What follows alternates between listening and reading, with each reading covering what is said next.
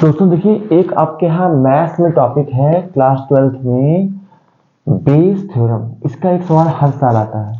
इसको लगाने का, इसके क्वेश्चन को पहचानने का मैं आपको तरीका बता रहा हूँ, ध्यान से सुनिएगा। देखिए, जैसे आपसे कहा जाए कि एक बच्चा है जो सच भी बोलता है और झूठ भी बोलता है। जैसे नॉर्मली होता है कि हर पर्सन झूठ और सच दोनों बोलता है, कोई सच ज़्यादा बोलता है, कोई झूठ ज़्यादा बोलता है। तो आपसे कहा जाता है कि एक बच्चा है जो 4 बार में 3 बार झूठ बोलता है, यानी प्रोबेबिलिटी ऑफ लाइंग, झूठ बोलने की प्रोबेबिलिटी आपको दी है 3/4, और उसके सच बोलने की प्रोबेबिलिटी हो गई probability of truth is equal to 1/4। तो 4 में 3 बार झूठ बोलता है और 4 में 1 बार वो सच बोलता है, यानी वो सच भी बोलता है और झूठ भी बोलता है। तो अगर आपको आकर कोई बच्चा इंफॉर्मेशन दे कि कोई घटना ऐसी घटी, तो आप ये भी सोचेंगे ना कि कभी सच बोल रहा है, कभी ये झूठ बोल रहा है। तो हो सकता है आज ये आपसे झूठ बोल रहा हो और ये भी पॉसिबल है कि वो आपसे सच बोल रहा हो। तो बेस थ्योरम की पहचान क्या है कि आपसे हमेशा वो बोलेगा कि कोई घटना घटी, अब उस घटना में आपको रिजल्ट पता रहेगा कि वो ऐसा आपको बता रहा है, और फिर आपसे पीछे जाके वो पूछेगा, रिवर्स करके पूछेगा कि बताओ वो घटना वास्तव में घटी है कि नहीं। यानी इसको रिवर्स प्रोबेबिलिटी भी बोलते हैं, क्योंकि इसमें आपको रिजल्ट तो पता होता है। देखिए, एक सीधा क्वेश्चन होता है प्रोबेबिलिटी का कि 2 बॉक्स है, पहले बॉक्स से रेड बॉल निकालने की प्रोबेबिलिटी बताओ या दूसरे बॉक्स से रेड बॉल की प्रोबेबिलिटी बताओ। दोनों में लाल गेंद है, नीली है, काली है, और आपसे कहा गया रेड बॉल निकालने की प्रोबेबिलिटी बताओ। तो ये प्लेन क्वेश्चन है, लेकिन अब मैं आपसे बोल दूं कि 2 बॉक्स है। अब आपको मैं ये नहीं बता रहा कि बॉल मैं कौन से बॉक्स में से निकाल रहा हूं। मैंने कोई बॉल आपसे निकाली, वो आपको पता नहीं है कि मैंने कौन से बॉक्स से निकाली है। अब मैं आपसे बोल रहा हूं कि ये बताओ कि जो बॉल निकाली गई है रेड बॉल, ये बॉक्स नंबर 1 से आई है या 2 से। तो अब आपको ये तो पता है नहीं कि कौन से बॉक्स से निकाल के मैं आपको बता रहा हूं। तो आप हमेशा ये सोचेंगे कि 1 से भी आ सकती है और 2 से भी। तो आपसे पूछा जाएगा कि what is the probability that the ball is drawn from box 1 या फ्रॉम द बॉक्स 2। तो हमेशा उस रिजल्ट के मोर देन 1 ऑप्शन हो, अगर किसी रिजल्ट को आपको बताया जाए और हमेशा उसके आउटकम के आने के ऑप्शन 1 से ज्यादा हो, तो वो श्योर है, डेड श्योर है कि बेस थ्योरम का सवाल है। तो मैं आपको यहाँ पर एक क्वेश्चन के माध्यम से समझा रहा हूँ कि बेस थ्योरम को कैसे अप्लाई करते हैं। बहुत आसान होता है। देखिए, एक बच्चा है जो सच भी बोलता है और झूठ भी बोलता है। सच बोलने की प्रोबेबिलिटी है 1/4 और झूठ बोलने की प्रोबेबिलिटी है 3/4। उस बच्चे ने एक पासे को, एक डाइस को उसने उछाला, और उछालने के बाद आप जान रहे हैं 1 2 3 4 कुछ भी आ सकता है। तो मान लीजिए आपसे पूछा जाए कि what is the probability of coming 6, तो आप बोलेंगे 1/6। भाई 1 2 3 4 6 आउटकम पॉसिबल है, वो यहाँ हो गया, और 6 इसके ऊपर एक ही बार होता है, तो 1/6 हो गया 6 आने की probability. And what is the probability that it has not 6, यानी जो रिजल्ट आया है वो 6 नहीं है, तो उसकी प्रोबेबिलिटी हो जाएगी 5/6। ये बात क्लियर है। अब वो बच्चा आपके पास आया, एक बच्चा है जो सच भी बोलता है, झूठ भी बोलता है, उसने एक पासा उछाला, उसका एक रिजल्ट आया। अब वो आके आपको बता रहा है कि भैया ऐसा है कि पासे पर 6 आया, 6 आया। ये आपको बता दिया गया कि वो बच्चा आपसे आके कह रहा है कि पासे पर 6 आया।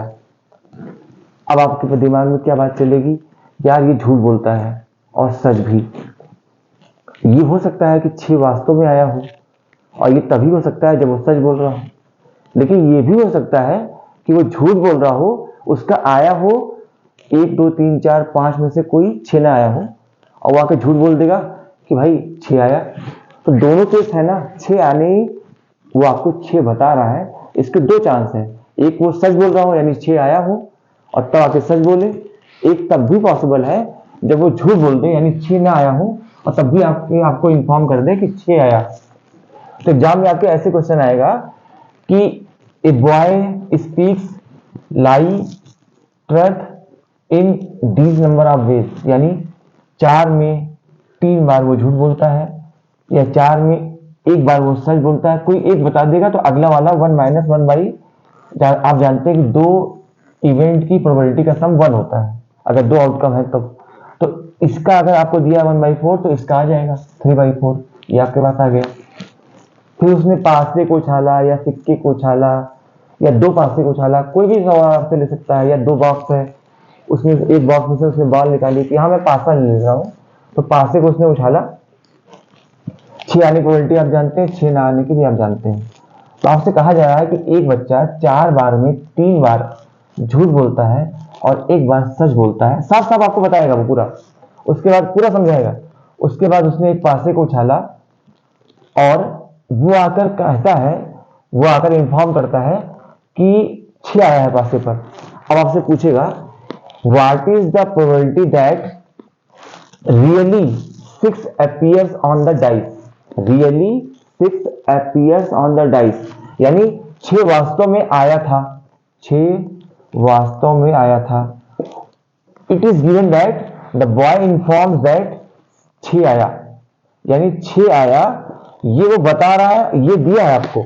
और आपसे पूछ रहा है what is the probability that the dice has exactly shown 6, यानी वास्तव में 6 आया था और वो 6 बता रहा है, इस बात की प्रोबेबिलिटी बताओ।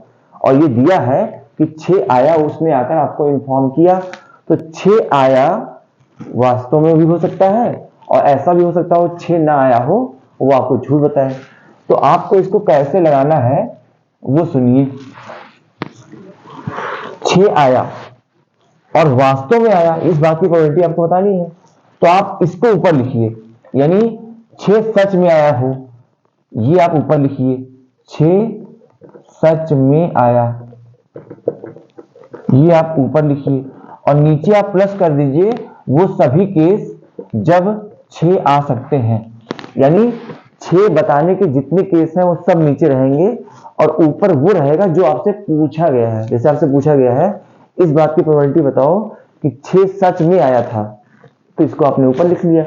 और अपान में 6 आने के कैसे कितने तरीके हैं सब आप लिखेंगे। अब देखिए 6 सच में आया हो, यानी वो सच बोले, तो सच बोलने की प्रोबेबिलिटी है 1/4।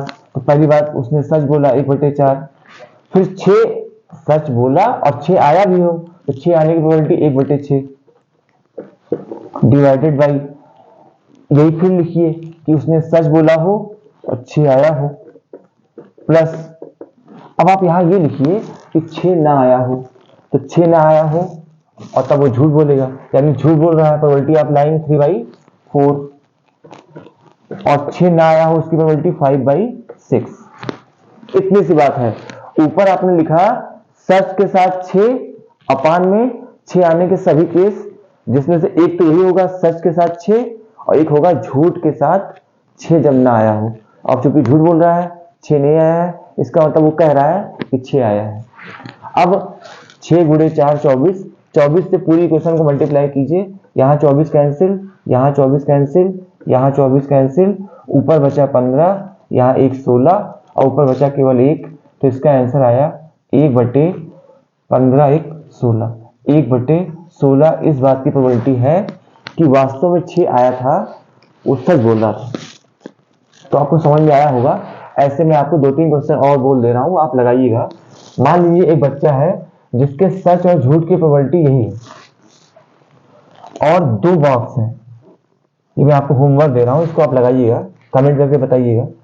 2 बॉक्स है, बॉक्स 1 बॉक्स 2, इसमें 5 रेड और 11 ब्लैक बॉल है, इसमें 7 रेड और 9 ब्लैक बॉल है।